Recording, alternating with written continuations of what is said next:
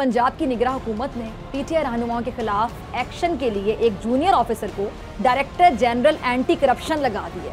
और ये बड़े मशहूर हैं पुलिस में एज इनकाउंटर स्पेशलिस्ट के तौर पे भी। नैब इनके खिलाफ 2 जो हैं वो इंक्वायरीज कर रहा है। पीपल्स पार्टी का फैसला एक आध दिन में हमारी क़यादत कर देगी कि पीपल्स पार्टी हमेशा चलने की बात करती है। इमरान खान साहब ने तो जेल भरो तहरीक का ऐलान भी किया है और पहले जितनी बातें उन्होंने कही थी वो पूरी की हैं। जब उन्होंने असेंबलियों के तहलील करने की बात की थी तो बहुत सारे लोगों ने कहा था कि ऐसी पॉलिटिकल स्टंट है, कौन अपनी हुकूमत खुद अपने हाथों ख़त्म करता है, लेकिन उन्होंने कर दिया।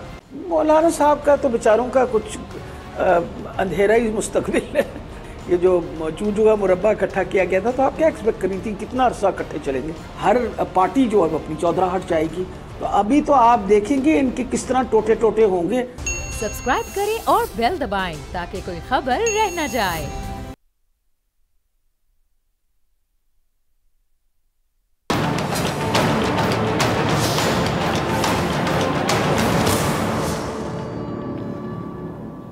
अस्सलामुअलैकुम नाजरीन, आप देख रहे हैं अपना पसंदीदा प्रोग्राम ऐसे नहीं चलेगा। यूँ लगता है कि जैसे चेयरमैन पाकिस्तान तहरीक इंसाफ इमरान खान साहब ने जेल भरो तहरीक का ऐलान मजबूरी में किया, क्योंकि मौजूदा हुकूमत इस पर अमल दरामद पहले ही कर चुकी है। ये बिल्कुल ऐसे ही है जैसे निकाह के बाद रस्म हिना की जाए।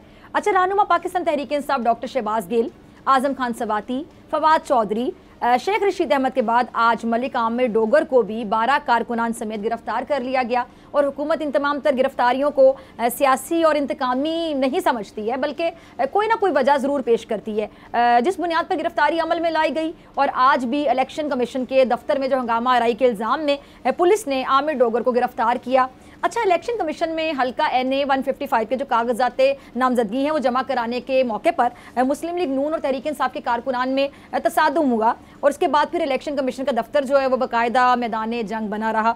और अब जो मलिक आमिर डोगर गिरफ्तारी और उसकी वजह को कहने के रखते कि एक तरफ, और ज़रा ये जो वाइस चेयरमैन पाकिस्तान तहरीक इंसाफ उन्होंने एक रोज़ पहले जो बयान दिया था जिसमें मौजूदा हुकूमत और इसके जो इक़दाम हैं उस पर बाकायदा तहफ़्फ़ुज़ात का उन्होंने इजहार किया था और क्या होने वाला ये भी बताया था। ज़रा ये क्लिप टीम चलाइएगा। अच्छा, अब किसी के ट्वीट को बुनियाद बनाया जाए या फिर पार्टी तर्जुमान के बयान को या किसी सियासी बयान पर इंतकामी बयानियाँ तराशा जाए या कारकुनान में होने वाली जो झड़प है उसमें रहनुमाओं की गिरफ्तारी का कह लें कि मौका तलाश किया जाए, इन सब से हटकर पीटीआई इस वक्त ये जानती है कि जो गिरफ्तारियां हो गई हैं सो हो गई हैं और इसके बाद भी जो जवाब पेश किए जा रहे हैं वो एक अलग डिबेट है, लेकिन तहरीक इंसाफ के मजीद रहनुमाओं को भी गिरफ्तार किया जाएगा। अब आप सोचेंगे क्यों?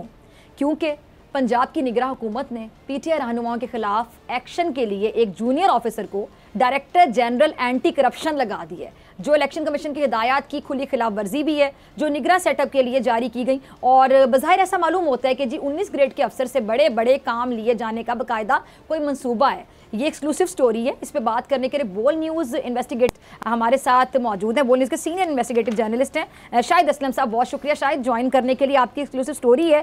पहले तो ज़रा बता दीजिएगा शाहिद साहब, ये जो सुहेल ज़फ़र चट्टा साहब हैं ये कौन हैं और यकीनन तो बड़े अहल होंगे, बड़े काबिल होंगे, कि इस्लामाबाद से लाया गया? जी बहुत शुक्रिया डॉक्टर साहबा। यकीनन जो सुहेल ज़फ़र चट्टा साहब हैं वो पाकिस्तान की जो सारी PSP क्लास है पुलिस सर्विस ऑफ पाकिस्तान, उसमें यकीनन इस वक्त शायद काबिल तरीन अफसर हैं, क्योंकि ग्रेड 19 में अभी वो हैं और ग्रेड 21 की सीट पे आके वो बैठ गए हैं। तो यहाँ से उनकी काबिलियत का आप अंदाज़ा बखूबी लगा सकते हैं। और सुहेल ज़फ़र चट्टा साहब जो हैं, इनकी पूरी एक हिस्ट्री है, इनका एक पूरा करियर का जहाँ जहाँ भी ये पोस्ट आउट हुए हैं तो जो है वो दास्तानें छोड़ के आए हैं और ये बड़े मशहूर हैं पुलिस में एज इनकाउंटर स्पेशलिस्ट के तौर पे भी। और साथ साथ ये जो सुहेल ज़फ़र चट्टा साहब हैं ये नैब इनके ख़िलाफ़ 2 जो हैं वो इंक्वायरीज़ कर रहा है, जब ये DPO शेखपुरा थे और जब DPO ये रहे हैं गुजरात भी। तो मैं आपको बताता चलूँ कि जब DPO गुजरात के केस में इवन 2 DPO अरेस्ट भी हुए, क्योंकि वो 5-6 साल का स्पैम था जिसमें एक तकरीबन 3 अरब रुपए की मुबैना जो माली बदनवानी थी उसको नैब इन्वेस्टिगेट कर रहा था और उसी में सुहेल ज़फ़र चट्टा साहब का भी जो है उसमें नाम था। और उसी इन्वेस्टिगेशन के दौरान नैब ने जब 2 DPOs को पकड़ा तो उसमें चट्टा साहब जो थे ये पाकिस्तान से बाहर भाग गए थे। अच्छा। और इसी तरह जब ये DPO शेखपुरा थे तो उस पर भी जो है वो नैब इन्वेस्टिगेशन कर रहा था और लेकिन क्योंकि ये मुल्क से बाहर भाग चुके थे और उनके केसेस जो थे वो पेंडिंग पड़े रहे और इनको शायद प्री अरेस्ट बेल भी बाद में मिली और जैसे ही ये रजीम चेंज हुआ, PDM की गवर्नमेंट आई इस्लामाबाद में सेंटर में, तो सुहेल ज़फ़र चट्टा साहब जो हैं वो आते हैं और आके DIG ऑपरेशन का इनको चार्ज मिलता है इस्लामाबाद में। ये SSP थे और आपको पता ही है कि उसके बाद क्या हुआ फिर, क्योंकि PTI की गवर्नमेंट ख़त्म हो चुकी थी। फिर 25 मई और उसके बाद जो लॉन्ग मार्च के साथ जो कुछ हुआ, जितनी शेलिंग हुई और बाकी चीज़ें हुई, लोगों पे पर्चे हुए, लोगों को डिस्पर्स करने के लिए देखें तारीख की सबसे शायद जो है वो तारीख साज वो उस तरह से था, जो शेलिंग हुई लोगों पे और उनको डिस्पर्स किया गया, मुकदमात हुए और फिर शहबाज गिल का केस और बाकी चीज़ें, ये सारा फिर यही देख रहे थे सुहेल ज़फ़र जो हैं चट्टा साहब ही। ठीक है, अच्छा, यानी आपके मुताबिक उनको अहलियत से बड़ा ओहदा दिया गया और गुज़ारी बात है हुकूमत उन पर इतनी नवाजिश कर रही है, तो क्या किसी हुक्मरान से, वज़ीर मुशीर से, किसी से उनका ताल्लुक़ भी है? जी देखें, सुहेल ज़फ़र चट्टा साहब जो हैं ये हैं तो ग्रेड 19 में, अब ग्रेड 21 की सीट पे आपके बैठे हैं as director general anti corruption Punjab.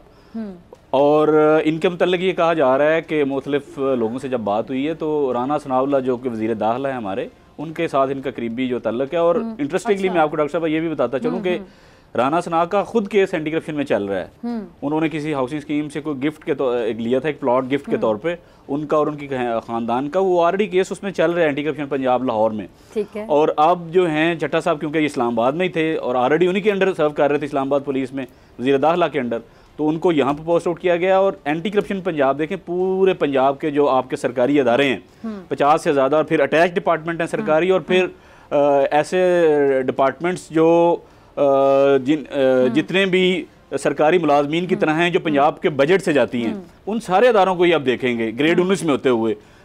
और ये अलमी हम कह सकते हैं कि ये रूल ऑफ लॉ की, ये आइन और कानून की जो धज्जियाँ हैं वो PDM की गवर्नमेंट और ये जो निगरान हुकूमत है ये बखेर रही है, उड़ा रही है, धज्जियाँ उड़ा रही है हर चीज़ की। और कोई पूछने वाला नहीं है इस मुल्क में कि कोई आइन और कानून है या आइन और कानून नाम की कोई चीज़ है। अरबों रुपए के केसेस हैं, करप्शन के इल्ज़ामात हैं इन पे, अभी तक वो केस ख़त्म नहीं हुआ। तो वो इसीलिए इनकी प्रमोशन भी नहीं हुई यार अभी ग्रेड 20 में। और मेरी इतला ये है कि इनको शायद ये भी साथ में इनको खुशखबरी दे के भेजा गया है कि आपकी अगर परफॉर्मेंस अच्छी हुई तो आपको जल्दी जो है वो ग्रेड 20 में तरक्की भी दे दी जाएगी। सवाल यहाँ पे पैदा होता है कि जो ऑलरेडी सीनियर्स होते हैं, या आप जिस तरह बता रहे हैं कि उनका ग्रेड ये है, फिर तरक्की के लिए पहले से कह दिया गया, तो जो सीनियर्स होते हैं उनका मोराल कितना डाउन होता है इससे? आप बिलीव करें डॉक्टर साहब कि मेरी, जब मैं ये स्टोरी कर रहा था तो मेरी बहुत से पुलिस वालों से बात हुई, और बिलीव करें कि मेजॉरिटी ऑफ जो पुलिस ऑफिसर है ना, वो हैरान थे इस बात को लेके यार कि इतना बड़ा ओहदा है और आपने एक ग्रेड 19 के बंदे को सिर्फ इसलिए दे दिया कि क्योंकि वो आपके कहने पे सारा काम करेगा, क्योंकि इसको मेरिट पे पोस्ट नहीं मिली ना, तो इसलिए ये वो करेगा जो आप चाहेंगे, जो गवर्नमेंट चाहेगी, जो PDM चाहेगी।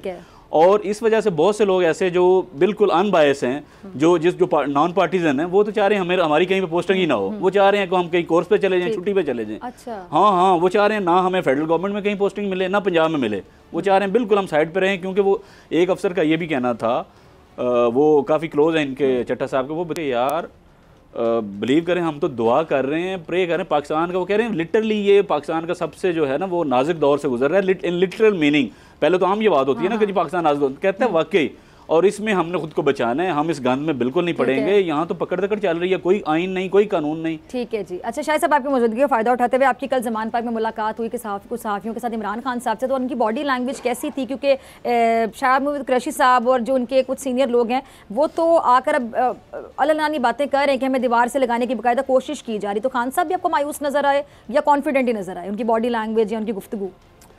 बहुत शुक्रिया। देखें डॉक्टर साहब, मैंने जब उनसे ज़ाहिर कल मुलाकात हुई, बाकी को 18-20 लोग थे हम जो इंटरनेशनल मीडिया के लिए भी कंट्रीब्यूट करते हैं, तो मुझे तो ऑनेस्टली खान साहब का जो बॉडी लैंग्वेज है थोड़ा सा वो शेकी लगा। उसकी वजह शायद ये थी क्योंकि मैंने उनसे ये सवाल भी किया था, मैंने कहा कि 3-4 ऐसी मिसालें थीं जहाँ पे आपको जो सपोर्ट अगर माजी में मिल रही थी वो नहीं मिल रही थी, उसके साफ वाज़े इशारे नज़र आ रहे थे, उसके बावजूद आपने इतना बड़ा स्टेप लिया, आपने दोनों सूबों की अपनी हुकूमतें ख़त्म कर दी, तो आपको इस पे मायूसी नहीं है, कोई रिग्रेट नहीं है? क्योंकि आप जब गवर्नमेंट में होते तो निगोशिएशन जो है अपना अदारों के साथ करना शायद आसान होता है, कोई रास्ता बीच का निकल सकता था। तो खान साहब ने कहा कि यार इसके अलावा देखें, मैं जब भी गवर्नमेंट डिज़ोल्व करता तो नतीजा यही निकलना था, मेरे खिलाफ जो निगरान सेटअप ने इसी तरीके से मेरे और मेरे पार्टी के खिलाफ काम करना था, क्योंकि माइनस इमरान पे काम हो रहा है।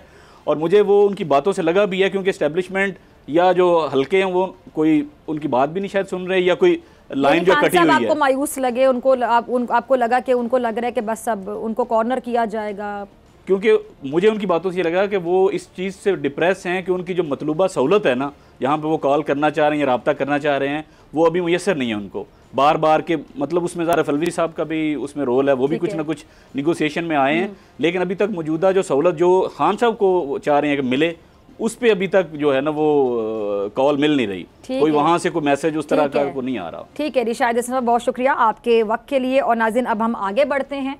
सदर ममलिकत डॉक्टर आरिफ अलवी ने चीफ इलेक्शन कमिश्नर को खत लिखा है कि इंतखाबात की तारीख का फौरी ऐलान करें और आइन ताखीर की इजाज़त नहीं देता है। इलेक्शन कमीशन पंजाब और KP के असम्बलियों के लिए इंतखाबी शेड्यूल जारी करे ताकि सूबाई और मुस्तकबिल के जो आम इंतखाबात हैं उनके हवाले से जो खतरनाक क्यासराई हैं उन पर मबनी प्रोपेगेंडे को ख़त्म किया जा सके।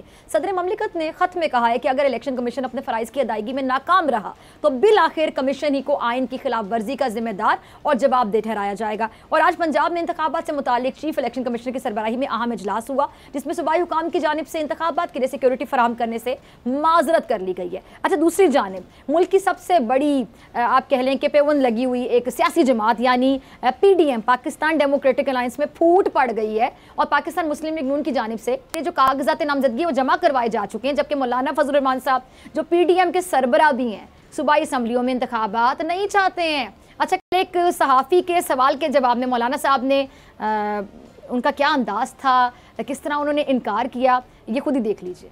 मौलाना साहब तो ऐसे इलेक्शन से भाग रहे हैं जैसे उनको मालूम है कि बस ये आखिरी दफ़ा ही है हुकूमत में उनके लिए, अब इसके बाद उन्हें कभी शायद मौका ही नहीं मिलना। अब इसी PDM और हुकूमत की इत्तेहादी पाकिस्तान पीपल्स पार्टी की इलेक्शन के हवाले से और मौजूदा सियासी सूरत हाल पे क्या राय है जानने के लिए हमने रब्ता किया पाकिस्तान पीपल्स पार्टी के सीनियर रहनुमा कमर ज़मान कायरा साहब से। कायरा साहब बहुत शुक्रिया ज्वाइन करने के लिए।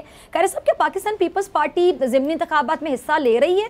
क्योंकि PDM के सरबराह मौलाना फजल रहमान साहब तो पहले ज़िमनी इलेक्शन में हिस्सा ना लेने का कह चुके हैं, लेकिन मुस्लिम लीग नून ज़िमनी इलेक्शन के हवाले से अपने उम्मीदवार सामने ले आई और मरियम साहिबा इतनी मुतहरिक नज़र आ रही हैं, ऐसे में पीपल्स पार्टी कहीं नज़र नहीं आ रही है, मौक़िफ़ क्या आपकी पार्टी का? मुस्लिम लीग के उम्मीदवार कहाँ आए हैं मेरे इल्म में नहीं है। पीपल्स पार्टी का फैसला एक आध दिन में हमारी क़यादत कर देगी, लेकिन इसके बारे में कोई हतमी तौर पे कहने की अभी मैं पोजीशन में नहीं। अच्छा कायरा साहब, इलेक्शन के हवाले से पीपल्स पार्टी की क्या राय है? क्या PDM की जमातें इलेक्शन से भाग रही हैं? सूबाई असम्बलियों की जो तहलील है उसके बाद से लग ऐसा रहा है कि हुकूमती जो इत्तेहाद है इलेक्शन नहीं करवाना चाहते, तो आप इस इत्तेहाद का हिस्सा हैं। अगर इंतखाबात को 1 साल के लिए मौखर करने की तजवीज़ दी जाती है तो आपकी जमात इस बात में साथ देगी हुकूमत का इस फैसले में? देखिए, इससे बड़ा सिंपल जवाब है कि पीपल्स पार्टी हमेशा चलने की बात करती है। जो भी आइन और कानून के अंदर फ्रेमवर्क है उसी के अंदर रहते हुए आगे बढ़ा जा सकता है और कोई एक्स्ट्रा कॉन्स्टिट्यूशनल फ्रेमवर्क की बात तो नहीं की जा सकती। पीपल्स पार्टी की ये पॉलिसी बड़ी बात है।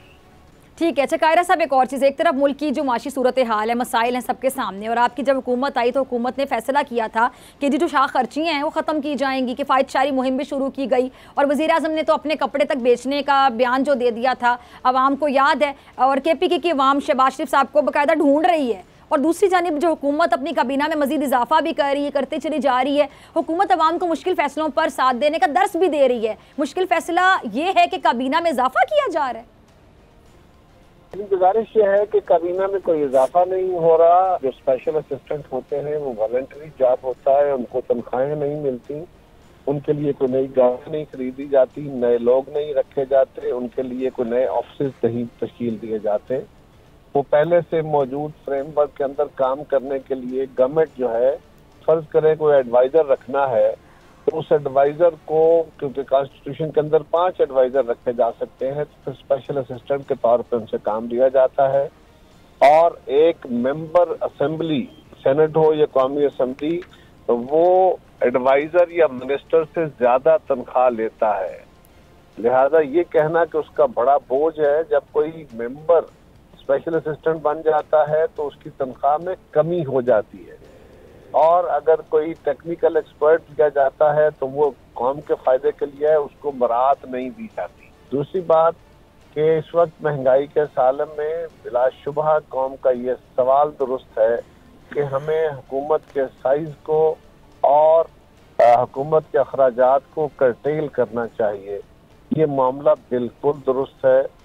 और इंशाअल्लाह आइंदा चंद रोज के अंदर आप हुकूमत की तरफ से ऐसे इक़दाम देखेंगे जो न सिर्फ इसके बल्कि इस मुल्क के अंदर उमरा पे से लेके और आम आदमी की तरफ रिलीफ ट्रांसफर करना और हुकूमत के अपने अखराजात में वाज़ेह तौर पे कटौती करना, इस तरह के और कई इक़दाम आइंदा कुछ दिनों में आप। अच्छा कायरा साहब, ये जो IMF का वफ़द पाकिस्तान में मौजूद है और IMF से कर्ज लेने के लिए जो मुज़ाकरात हैं वो भी जारी हैं, तो IMF ने सख्त तरीन मुतालिबात की फहरिस्त पाकिस्तान को थमा दी है। तो कायरा साहब, पहले ये मुल्क में महंगाई का तूफान है, अवाम को रिलीफ भी मिलेगा या नहीं मिलेगा? क्योंकि पीपल्स पार्टी ने इमरान खान साहब के दौर में महंगाई के खिलाफ पीपल्स पार्टी सड़कों पर निकली थी। इमरान खान के खिलाफ सड़कों पर निकलने में महंगाई एक वजह थी और वो वाकई उस वक्त एक हकीकत थी। उसके बाद महंगाई में और इजाफा हुआ, ये बात भी अपनी जगह दुरुस्त है, लेकिन इमरान खान की हुकूमत के खिलाफ निकलने में और बहुत सारी वाज़ेह तौर पर वजूहात थी जो मुल्क के लिए बहुत नुकसान और खतरे कर रहे थे। जहाँ तक ताल्लुक महंगाई का है, बिलाशुबा इस वक्त पूरी दुनिया में महंगाई बहुत ज्यादा हुई है।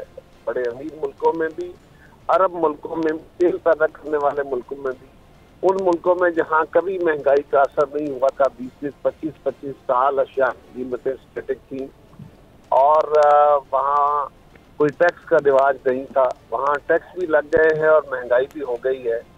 तो सऊदी अरेबिया हो, वो दुबई हो, वो कुवैत हो, अमेरिका, यूरोप, जापान, हर जगह महंगाई एक तूफान है, क्योंकि पूरी दुनिया की मार्केट में रिसेशन है, उसके असरात है।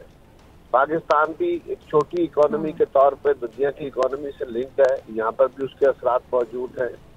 और तेल की कीमतें आलमी मंडी में बढ़ जाने से और IMF के किए हुए मुआहदे, जो किसी एक गवर्नमेंट का मैं नहीं कहता, लेकिन पिछली गवर्नमेंट ने जो मुआहदे किए उन मुआहदों पर अमल दरामद करना एक मजबूरी है।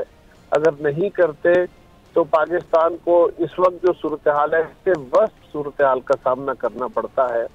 लिहाजा IMF को एक ऑप्शन के तौर पे नहीं, एक मजबूरी के तौर पे देखा जा रहा है। यही हमारा ख्याल है कि एक मुनासिब रास्ता है और बिल्कुल अवाम के रिलीफ के लिए ही अवामी हुकूमतें होती हैं। हम अवाम के वोट पे डिपेंडेंट हैं, उन्हीं को जवाबदेह हैं और इंशाअल्लाह ताला हम जल्द अवाम को इसके कुछ बेहतर समरात भी पहुंचाने में कामयाब हो। ठीक है। अच्छा कायरा साहब, पाकिस्तान पीपल्स पार्टी हमेशा से इंतकामी सियासत के खिलाफ रही है। आप लोग कहा करते थे कि जी इमरान खान साहब के दौर में इंतकाम की सियासत हो रही है, लेकिन अब वही सब कुछ आपके दौरे हुकूमत में नजर आ रहा है। सियासी रहनुमा की गिरफ्तारियां, सहाफियों तक की गिरफ्तारियां हो रही हैं, तो क्या पीपल्स पार्टी इस रवैये की मजम्मत करती है? अगर कोई इंतकामी कार्रवाई का शिकार होगा तो बिल्कुल मजम्मत करने वालों में खड़े होंगे। फवाद चौधरी साहब खुद इलेक्शन कमीशन, उनके मेंबरान, उनके फैमिलीज, उनके बच्चों को धमकियां देने के जो FIR थी वो एक पाकिस्तान के आईनी इदारे ने कटवाई, उसका हुकूमत से कोई ताल्लुक नहीं है। लिहाजा उसको हुकूमत के जुमरे में डालना इंतहाई हकायक से मुनाफी बात है। दूसरी गुजारिश, शेख साहब का नाम लिया जाता है, शेख साहब के खिलाफ FIR कुछ लोगों ने कटवाई है, लेकिन क्या आप मुनासिब समझेंगी कि मैं आपको इजाजत देता हूँ जो लफ्ज शेख रशीद साहब ने मेरी क़यादत के लिए इस्तेमाल किए, आप मेरे लिए इस्तेमाल करें? आप ऑन एयर क्या वो लफ्ज मेरे लिए इस्तेमाल करना पसंद फरमाएंगी? और अगर यही तरीका, यही असलूब एक आदत के तौर पे किसी दूसरे की शख्सियत को मसख करने के लिए इस्तेमाल किया जाए तो फिर ये आज़ादी सहाफत नहीं रहता, फिर इस ज़बान का क्या इलाज किया जा सकता है? ठीक है, मैं आपकी इस बात से बिल्कुल अग्री करती हूँ कि किसी के लिए इस तरह के अल्फाज इस्तेमाल नहीं करने चाहिए और इस तरह के अल्फाज इस्तेमाल करने पर जो भी करेगा उसकी मैं मजम्मत करती हूँ। अच्छा, आज मुल्तान में जो कशीदा सूरत हाल हुई कायरा साहब, आमिर डोगर साहब को गिरफ्तार किया गया, शेख रशीद साहब गिरफ्तार हैं, राना साहब धमकियाँ देते हैं कि जी मैं इन सब का इलाज करूँगा। तो आपको नहीं लगता कि दोनों जानिब से संजीदगी का मुजाहरा होना चाहिए और इस तरह के जो बयानात हैं उनसे माहौल मजीद कशीदा होगा, इनसे गुरेज करना चाहिए? जी बिलाशुबा होना चाहिए, बिलाशुबा माहौल को ठीक रखना चाहिए, लेकिन मैंने अर्ज किया ना कि टॉलरेंस की भी एक हद होती है। PTI को एक आदत हो गई है, पिछले 4 साल से मुसलसल ये गालियां और मुगलजात उनका मिजाज है, ये भी नहीं चल सकता। हाँ, दूसरी तरफ से भी हमें अल्फाज को, अपनी जबान को बड़ा मोहतात रखना चाहिए। ठीक है। अच्छा कायरा साहब, ये मुल्क में जो दहशतगर्दी की लहर फिर से फैल रही है, उठ रही है, तो जिसके लिए तमाम जमातों को एक टेबल पे लाने के लिए APC बुलाई गई है। पाकिस्तान तहरीक इंसाफ को भी बाज़ाब्ता दावत क्यों नहीं दी जा रही है? क्योंकि तहरीक इंसाफ का मौक़िफ़ है कि अगर बाज़ाब्ता दावत देते हैं तो शिरकत में मुशावरत कर सकते हैं, और अगर दहशतगर्दी पर तमाम लोग एक टेबल पर आ सकते हैं तो फिर मईशत के मामले पर भी आना चाहिए। आपको क्या लगता है? हमने तो बहुत पहले जब खान साहब की हुकूमत आई थी उस वक्त भी इस बिल के चलने की बात की थी, बाद में गालियां मिली थी। आज के वजीर आजम, उस वक्त के leader of the opposition Shehbaz Sharif साहब ने उनको बिठा के मईशत का दावत दी थी, जो आप अभी कह रहे हैं। ये 5 साल, पौने 4.5 साल पहले की बात है। उसके जवाब में उन्होंने गालियां दी थी। हमने कहा था हमारे खिलाफ जो केसेस है हम उनको भुगतेंगे, लेकिन मिल के चल के ही पाकिस्तान के मसाइल हल हो सकते हैं। उसके जवाब में गालियां मिली।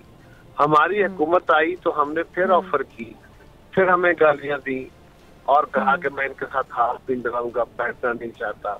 अब दहशतगर्दी हुई, हमने उनको फिर कहा कि जनाब आइए बैठ के इज्तिमाई सोच के तहत, इज्तिमाई शऊर के तहत और एक इज्तिमाई फैसले के तहत हम दहशतगर्दी के खिलाफ खड़े हों।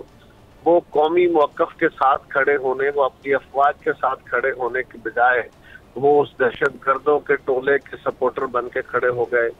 आप फरमाइए कि अगर असद उमर जो उनके हैं साबिक स्पीकर साहब असद कैसर साहब, उनके जरिए और परवेज खटक साहब जो उनके सीनियर 3 लोगों में शामिल हैं, उनके जरिए उनको दावत दी जाए, ये मुनासिब नहीं है। और दावत देने वाला भी हमारा सीनियर मिनिस्टर हो और एक टीम जाके दावत दे, ये मुनासिब तरीका नहीं है। तो फिर क्या तरीका है? क्या वजीर आजम साहब दरखास्त लेके जमान पार्क जाएंगे, या वो बता दें कि किस तरीके से दावत दी जाए, हम वो अडॉप्ट कर लेते हैं। ठीक है कायरा साहब, बहुत शुक्रिया आपके वक्त के लिए। नाज़रीन, आपसे ब्रेक के बाद मेरे साथ मौजूद होंगी डॉक्टर यास्मीन राशिद साहिबा और बैरिस्टर एहतिशाम।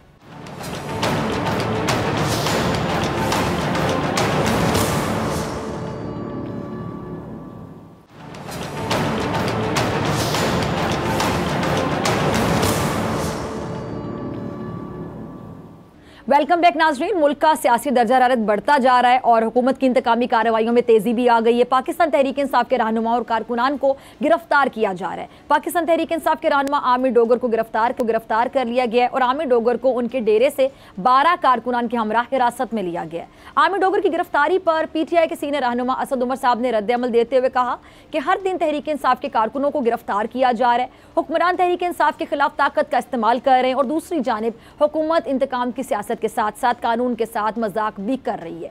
सूबाई असम्बलियों की तहलील के बाद आइन ये कहता है कि 90 रोज में इंतखाबात करवा दिए जाएं, लेकिन हुकूमत इलेक्शन से राह फरार इख्तियार करना चाहती है और इसकी तलाश में है। और माहिरीन की जानिब से सवाल उठाया जा रहा है कि अगर ज़िमनी इंतखाबात हो सकते हैं तो सूबाई असम्बलियों के इंतखाबात क्यों नहीं हो सकते। अच्छा, सदर ममलिकत डॉक्टर आरिफ अलवी ने चीफ इलेक्शन कमिश्नर को खत लिखा है और ख़त में सदर ममलिकत ने पंजाब और KPK की सूबाई असम्बलियों की तहलील का हवाला देते हुए कहा है कि जी आइन का जो आर्टिकल 224 जो 2 असम्बली के इंतखाबात तहलील होने के 90 दिन के अंदर कराने पर बाकायदा जोर देता है और आइन के मुताबिक इंतखाबात का जो इनकाद है ECP का बुनियादी और लाजिमी फ़र्ज़ है। और आइन का जो आर्टिकल 218(3) इलेक्शन कमीशन को शफाफ और आज़ादाना इंतखाबात के इनकाद को यकीनी बनाने का फ़र्ज़ जो है तफवीज़ करता है। ख़त में सदर ममलिकत ने मज़ीद ये भी कहा कि जी अगर इलेक्शन कमीशन अपने फ़राइज़ की अदायगी में नाकाम रहा तो बिल आखिर कमीशन ही को आइन की खिलाफ वर्जी का जिम्मेदार और जवाबदेह ठहराया जाएगा। इन्हीं तमाम मामलात पे बात करने के लिए मेरे साथ मौजूद मेहमान पाकिस्तान तहरीक इंसाफ की सीनियर रहनुमा डॉक्टर यास्मीन राशिद साहिबा और सीनियर सहाफ़ी तजियाकार माहिर कानून बैरिस्टर एहतिशाम साहब, आप दोनों का बहुत शुक्रिया ज्वाइन करने के लिए। अच्छा डॉक्टर साहब, मैं सबसे पहले आपकी तरफ आना चाहूँगी। तो डॉक्टर साहब, जो मुल्क में सियासी इंतकाम और गिरफ्तारियों की हवा चल पड़ी है, एक के बाद एक रहनुमा और कारकुनान को गिरफ्तार किया जा रहा है, हुकूमती वज़रा के जो बयान आते हैं उससे ऐसा लगता है कि कोई पैगाम देने की कोशिश की जा रही है। जैसे कि शामुद कुरैशी साहब, उन्होंने भी कहा कि जी PTI को दीवार से लगाने की कोशिश की जा रही है, क्या कहेंगे? मेरा ख्याल है डॉक्टर साहिबा कि जहाँ तक ताल्लुक़ है सियासी इंतकाम का, वो तो हम बड़ी उम्मीद में थे कि ये यही कुछ करेंगे। इनसे आप किसी अच्छे की उम्मीद तो रख नहीं सकते। वजह यह है कि जब ये पिछली दफ़ा 4 माह इनकी हुकूमत रही, आपके सामने है, हम दहशतगर्दी की अदालतों में खड़े रहे और आपके सामने है कि हमारे पे हर किस्म का इल्ज़ाम लगाया गया और जिस तरीके से कारकुनों की ज़िंदगी मुश्किल कर सकते थे वो करी उन्होंने। यानी मेरे ही ऊपर कुछ 17 केसेस थे दहशतगर्दी की अदालत में, यानी इस उम्र में मैं दहशतगर्द भी बन गई। और ये सारी चीज़ें जब उस वक्त हो सकती थी तो हम एक्सपेक्ट कर रहे थे कि जब हम असम्बलियाँ तहलील करेंगे तो एक निगरान हुकूमत जो आएगी वो इस तरह के इकदाम नहीं लेगी, क्योंकि निगरान हुकूमत को तो न्यूट्रल होना चाहिए। लेकिन निगरान हुकूमत इन्होंने अपनी मर्ज़ी के बंदे लगा के और उसके बाद आपके सामने हैं जो ये कर रहे हैं, एक इंतकामी कार्रवाई हर वक्त हो रही है। इंशाअल्लाह आप फिक्र ना करें, ये जो मर्ज़ी करते रहें, ये जितना मर्ज़ी कानून की धज्जियाँ उड़ें, जितना मर्ज़ी इस वक्त आइन की धज्जियाँ उड़े, लोगों के सामने अब ये बिल्कुल वो कहते हैं ना हर तरीके से एक्सपोज हो चुके हैं और सारी दुनिया को पता चल गया है, इंक्लूडिंग हर बंदे को पाकिस्तान में पता चल गया है कि ये इतने इलेक्शन से डरे हुए हैं, इतने इमरान खान से डरे हुए हैं कि इलेक्शन करवाने पे आमादा ही नहीं हो रही। वरना तो अगर आइन आपको कहता है कि 90 दिन के अंदर अंदर आपने नई हुकूमत बनानी है तो आप आइन शिकनी कर रहे हैं। अगर 90 दिन के अंदर आप इलेक्शन ना कराएं तो आइन शिकनी के वैसे भी पुराने माहिर हैं, कोई पहली दफ़ा थोड़ी आइन शिकनी करेंगे। वो लोग हैं जो शोर मचाते चले जाते हैं और काम भी वही करते हैं जो कि गलत है। तो मेरा ख्याल है ये कोई ऐसा हमारे लिए कोई हैरान कुन बात नहीं थी जो ये हरकतें कर रहे हैं और जिस तरह का तमाशा इन्होंने खड़ा किया हुआ है। आप देखिए ना कितनी अफसोस से कहना पड़ता है कि इस 9-10 महीने के अंदर जितनी ह्यूमन राइट्स की पामाली हुई है शायद ही कभी किसी हुकूमत के दौरानिया में ऐसी पामाली हुई होगी। आप बात कर लीजिए शहबाज गिल की अरेस्ट की, आप बात करिए स्वाति की अरेस्ट की, आप बात करिए शेख रशीद की अरेस्ट की, आप करिए फवाद चौधरी की, अब आमिर डोगर की। उसके बाद सबसे बड़ी ये बात है कि कातलाना हमले आपके सामने, यानी इमरान खान जो कि सबसे बड़ी पार्टी के चेयरपर्सन हैं और उन्होंने जिस तरह उन पर कातलाना हमला हुआ और जिस तरह ये JIT को मरोड़ तरोड़ रहे हैं इस वक्त, वो खुद आपको बताता है कि इनकी ये कितनी इनको आइन की पासदारी है, ये कितनी कानून की पासदारी है। तो जब ये सारी हरकतें देख रही हैं आप तो फिर आप अच्छे की कैसे उम्मीद रखती हैं या मैं कैसे अच्छे की उम्मीद रख सकता हूँ? ठीक है जी। बैरिस्टर इत्तेशाम साहब, आपने डॉक्टर यास्मीन राशिद साहिबा को सुना। आपकी मुल्क की जो सियासत है उस पर बड़ी गहरी नज़र होती है, तो आपको क्या लग रहा है कि हुकूमत वाकई तहरीक इंसाफ को दीवार से लगाने की कोशिश कर रही है और तहरीक इंसाफ के जितने भी सीनियर रहनुमा गुफ्तगू कर रहे हैं या जो हालात नज़र आ रहे हैं, इवन इमरान खान साहब जब खुद गुफ्तगू कर रहे हैं, तो आपको लगता है कि समझ चुके हैं वो कि दीवार से लगाया जाएगा, यानी मायूसी नज़र आ रही है आपको तहरीक इंसाफ के सफ़ों में? नहीं, खैर मायूसी तो नहीं मुझे नजर आ रही है। इमरान खान साहब ने तो जेल भरो तहरीक का ऐलान भी किया है और पहले जितनी बातें उन्होंने कही थी वो पूरी की हैं। जब उन्होंने असेंबलियों के तहलील करने की बात की थी तो बहुत सारे लोगों ने कहा था कि ऐसी पॉलिटिकल स्टंट है, कौन अपनी हुकूमत खुद अपने हाथों खत्म करता है, लेकिन उन्होंने कर दिया। तो इस वजह से I have no reason to doubt what he is saying. अगर वो जेल भरो तहरीक की बात कर रहे हैं, इवेंचुअली PDM की हुकूमत अगर दीवार से इन्हें लगा देती है और इन्हें हो जाता है कि जी इलेक्शन सब किसी सूरत ये करवाने के लिए तैयार ही नहीं है, जो कि आइन की खिलाफ वर्जी है, तो फिर जेल भरो तहरीक पर भी अमल दरामद शुरू हो जाएगा। और जब लोग अपनी गिरफ्तारियां देने के लिए तैयार हों, एक सियासी जमात इतनी बड़ी तादाद में, तो उसको मायूसी से तो फिर तशबीह नहीं मेरे ख्याल में दी जा सकती। मैं आपसे अर्ज करूँ फिजा, ये जो आज इस्लामाबाद हाई कोर्ट का फैसला ये बड़ा अहम है। आप देखें कि जिस तरह से पाकिस्तान तहरीक इंसाफ के रहनुमाओं के नेशनल असेंबली में इस्तीफे कबूल किए स्पीकर नेशनल असेंबली ने, जो कि खुद पहले रूल्स का हवाला देते हुए कहते थे कि जब तक मैं हर मेंबर को मिल नहीं लेता कि किसी मजबूरी के तहत तो इस्तीफा नहीं दिया, तब तक मैं इस्तीफा मंजूर ही नहीं कर सकता। लेकिन जब उन्होंने देखा कि अब पॉलिटिकली हमें सूट करता है तो उन्होंने फौरी तौर पर थोक के हिसाब से इस्तीफे कबूल करना शुरू कर दिए। इस्लामाबाद हाई, और ना सिर्फ उन्होंने कबूल किए, इलेक्शन कमीशन ऑफ पाकिस्तान ने भी उनको डी नोटिफाई कर दिया। हालांकि अगर election commission of Pakistan merits पर इस इशू को देखता तो वो स्पीकर से पूछता कि क्या आपने रूल्स को फॉलो करते हुए अब इस तरह थोक के हिसाब से, दर्जनों के हिसाब से ये इस्तीफे मंजूर किए। उस फैसले को आज इस्लामाबाद हाई कोर्ट ने टर्न डाउन किया और उन्होंने मुअत्तल कर दिए हैं इस्तीफों की मंजूरी और D notification election commission of Pakistan का भी। अब यहां से पता लगता है कि election commission of Pakistan motivated है। अगर ना होता तो फिर इस्लामाबाद हाई कोर्ट का फैसला पाकिस्तान तहरीक इंसाफ के हक में तो ना आता।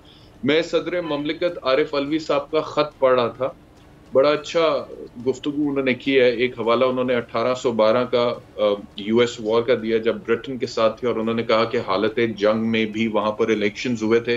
दूसरा हवाला वो जो दे रहे हैं वो 1864, 1861, 1865 तक वो स्लेवरी के खिलाफ सिविल वॉर आपको पता चली थी अमेरिका में, तो 64 में इलेक्शंस आ गए थे। और वो हवाला ये दे रहे हैं कि अब्राहम लिंकन को बहुत सारे लोगों ने कहा था कि ये चांसेस बहुत ग्रिम है कि आप इलेक्शंस खुद से जीतेंगे, तो उन्होंने कहा था उसके बावजूद इलेक्शंस होना जरूरी है। और जो जुमला लिंकन का कोट किया है मैं आपके शो में पढ़ना चाहूंगा। तो अब्राहम लिंकन ने बोला, जी we can not have free government without elections, and that if the rebellion could force us to forego or postpone a national election, it might fairly claim to have already conquered and ruined us. यानी कि आप सोचें, वो आज से अब ये कितनी देर पहले की बात हम कर रहे हैं, तकरीबन कोई 250 साल पहले की मेरे ख्याल में, कि वो कह रहे हैं कि अगर हम इलेक्शंस को पोस्टपोन करते हैं तो वो लोग जो कि हमें तबाह बर्बाद करना चाहते हैं, ठीक है, वो अगर हमारे नेशनल इलेक्शन को पोस्टपोन कर सकते हैं तो फिर वो फेयरली ये भी क्लेम कर सकते हैं कि तकरीबन उन्होंने हमें फतह कर लिया। यानी कि इलेक्शन इतना जरूरी है किसी भी जमहूरियत के लिए। तो ये अगर वहां पे 200 साल पहले सोचा जा रहा था, आज हम 2023 में पाकिस्तान में बैठे हैं और यहाँ पे आईजी पंजाब कहते हैं जी इलेक्शन पॉसिबल नहीं है, आईजी केपी के कहते हैं पॉसिबल नहीं है, और उसकी जो वजूहात वो लोग दे रहे हैं, मेरी तो समझ से बाहर है कि फिर आप लोगों ने अगर if you do not have the capacity to perform your functions then why are you sitting on your seats. यानी कि आप कह दें कि जी पोलियो का मसला है, ये rule of law and order का मसला है या फलाना मसला है, तो फिर आपका तो काम है इन चैलेंजेस को फेस करना और इनको ओवरकम करना। और अगर आप डॉक्टर साहब की तरफ, ठीक है, आपका पॉइंट आ गया मिनिस्टर, ठीक है ठीक है, मैं आपकी तरफ दोबारा आती हूँ। ठीक है डॉक्टर साहब आपने बैरिस्टर इत्तेशाम साहब को भी सुना, तो डॉक्टर साहब हुकूमत जो पीटीआई में दरार डालने की कोशिश कर रही है, एक और सवाल है कि इनकी अपनी सफ़ों में भी बड़ी हलचल मची हुई है, और मौलाना फजलुर रहमान साहब आपने देखा कि एक बार फिर सियासी तन्हाई का शिकार हो गए हैं, और मुस्लिम लीग नून में भी जो सीनियर पार्टी रहनुमा एक के बाद एक पार्टी पॉलिसी से बाकायदा नाराज़ हो रहे हैं, नाला हो रहे हैं, तो इनको अपनी कोई फिक्र नहीं है, इनको अपना मुस्तकबिल क्या नज़र आ रहा है जो ये पीटीआई में दरार डलवाने की बारहा कोशिश किए चले जा रहे हैं?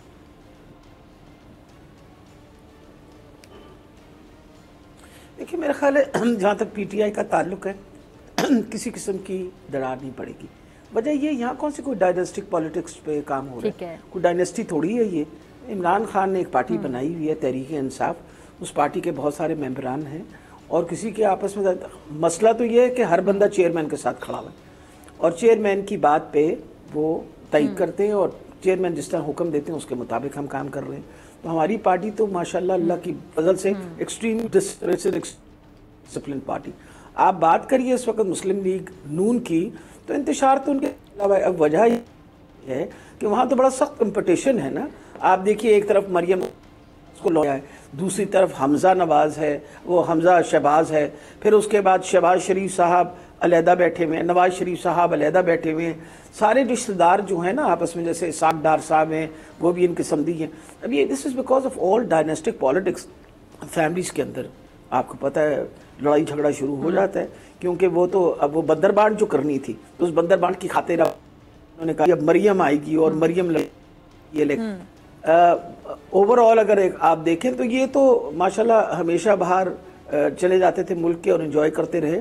पीछे तो मेरा ख्याल है हमज़ा ने बतेरा काम किया था, तो वो भी महसूस करता होगा कि भी काम तो करूँ सारा मैं और आके क्लेम कर ले मरियम। ये सारी बातें तो इनके घर के अंदर चल रही हैं और उनके बारे में हमें कुछ शुबा ही नहीं है। और आप देखिए कि मुस्लिम लीग उनके अंदर दो डेफिनेट ग्रुप्स बने हुए हैं, एक वो ग्रुप जो नवाज शरीफ को फॉलो करता है, वो ग्रुप जो शहबाज शरीफ फॉलो आपस में उनकी बनती नहीं है। इस वक्त जो सीनियर रहनुमा हैं वो नाराज़ है, बहुत सारे लोग कहते हैं हम मरियम के नीचे काम नहीं करना पसंद करते।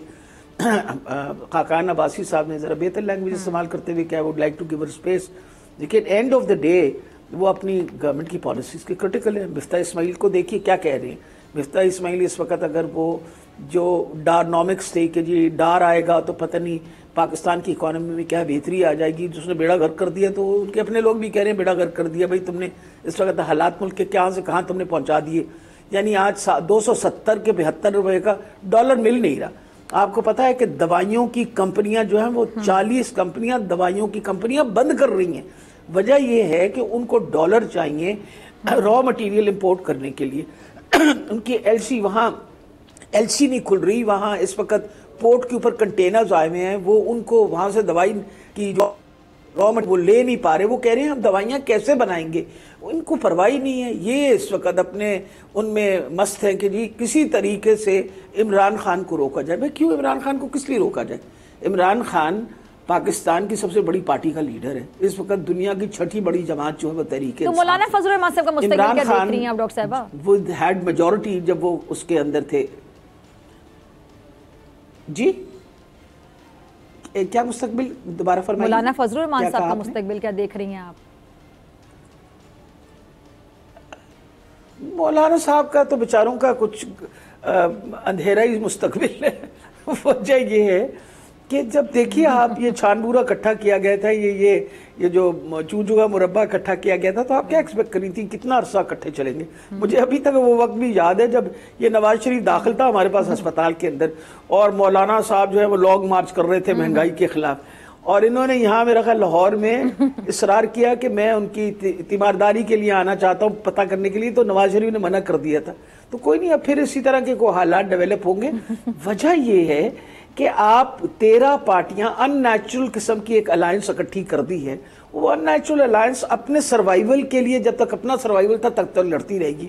अब आ गया मसला कि इलेक्शन लड़ना है। इलेक्शन लड़ेंगे तो हर आदमी जो है वो अपनी चौधराहट चाहेगा, हर पार्टी जो है वो अपनी चौधराहट चाहेगी। तो अभी तो आप देखेंगे इनके किस तरह टोटे टोटे होंगे, आप परेशान हो जाएंगे और देखेंगे कैसे ये बिखरेंगे। अच्छा बैरिस्टर साहब, मैं आपकी तरफ आना चाह रही हूँ। बैरिस्टर साहब, ये अब आपको क्या लग रहा है कि हुकूमत जो है उसको इमरान खान सबसे ज़्यादा बड़ा जो चैलेंज है अपनी परफॉर्मेंस या अपने इत्तेहादियों का है? जैसे कि मुस्लिम लीग नून में टूट फूट आपको नज़र आ रही है, इनका आपको मुस्तकबिल क्या नज़र आता है? तमाम जो सीनियर रहनुमा एक के बाद एक, मतलब काफ़ी ज़्यादा सीनियर रहनुमा नाराज़ हो रहे हैं। अब जाहिर बात है कुछ उनमें से होता है ना कि कुछ लोग आला ज़रफ़ी का मुजाहरा करते हैं, मान रख लेते हैं कितने साल पार्टी को दिए, तो कुछ आ रहे हैं सामने, कुछ हो सकता है कि सामने नहीं आ रहे, लेकिन उनकी भी यही दिली कैफियत हो, उनकी भी ये नाराज़ी हो, उनके भी ये गिले शिकवे हो। तो आपको क्या लग रहा है? जिस तरह मेहताब अब्बासी साहब ने एक सवाल उठा दिया है, उन्होंने कहा कि किसके कहने पर हुकूमत ली गई थी, अब क्या जवाब होगा शहबाज शरीफ साहब के पास सवाल का?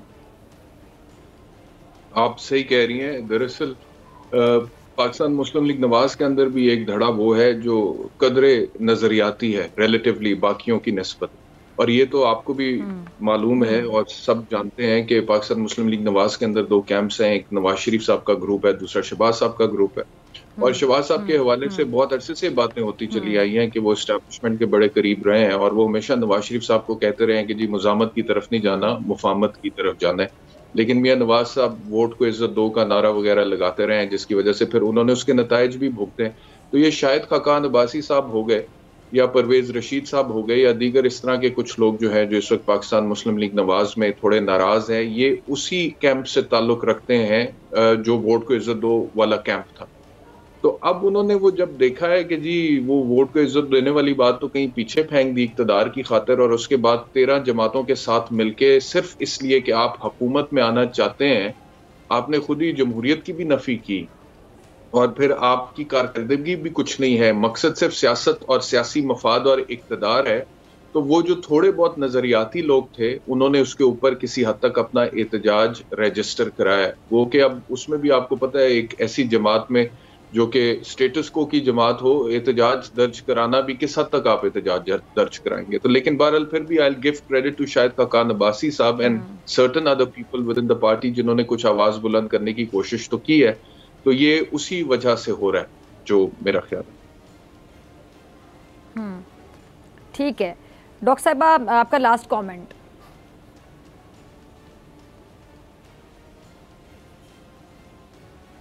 मेरा लास्ट कमेंट ये है कि इस वक्त जो पाकिस्तान के हालात हुए हुए हैं, जो मईशत के हालात हुए हुए हैं, अगर ये जो बैठे हुए हैं सारे हुकूमत में ज़रा से भी होश के नाखून लें तो उनको जितना जल्दी हो सके इलेक्शन करवा दें। क्योंकि हमेशा याद रखिए इकनॉमिक स्टेबिलिटी तब आएगी जब आपकी पॉलिटिकल स्टेबिलिटी आए। और मेरा ख्याल है कि इससे खूबसूरत बात और कोट नहीं किया गया जो प्रेसिडेंट साहब अलवी साहब ने जो कहा है कि अमेरिकन प्रेसिडेंट को जो कोट किया, उसने कहा कि अगर हम अब इलेक्शन ना कराएंगे तो उसका मतलब है कि वो लोग अपना मौक़िफ़ जीत गए। ये इस वक्त एक आखिरी बात मैं कहना चाहूंगी, अरे भाई तुम ज़िमनी इलेक्शन तो करवाना चाह रहे हो 47 सीटों पे, तब सिक्योरिटी का मसला नहीं है। उन ज़िमनी सीटों के ऊपर तब मुसीबत नहीं है आपको कि प्रॉब्लम होगा, उन पे तो तुम करवाना चाह रहे हो, लेकिन जो एक्टोनियन 90 दिन के अंदर अंदर उस पर आप इलेक्शन नहीं करवाना चाह रहे। तो इससे साफ नजर आ रहा है कि सवाए इलेक्शन से भागने के और इनके पास कोई वजह नहीं है कि ये दौड़ें, क्योंकि उनको पता है इलेक्शन होगी तो इंशाल्लाह इमरान खान कामयाब होंगे। ठीक है जी डॉक्टर साहिबा, आपका, बैरिस्टर साहब, आप दोनों का बहुत शुक्रिया। इसी के साथ मुझे दीजिए इजाज़त, आपसे मुलाकात होगी इंशाल्लाह कल सेम टाइम सेम चैनल। अगर ज़िंदगी ने वफ़ा की, दुआओं में याद रखिएगा, अपना बहुत ख्याल रखिएगा। अल्लाह निगहबान।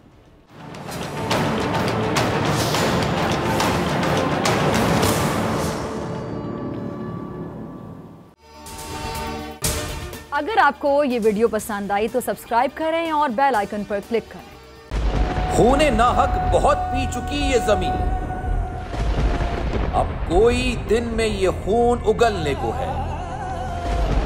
खत्म हो जाएगी ये तमाशागरी, वक्त पलटेगा रोजे जजा की तरह।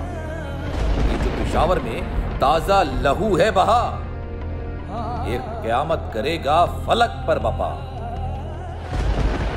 गम की सलमनाक घड़ी में बोल सानह पेशावर में शहीद होने वालों के लवाहिकीन के साथ। सब्सक्राइब करें और बेल दबाएं ताकि कोई खबर रह न जाए।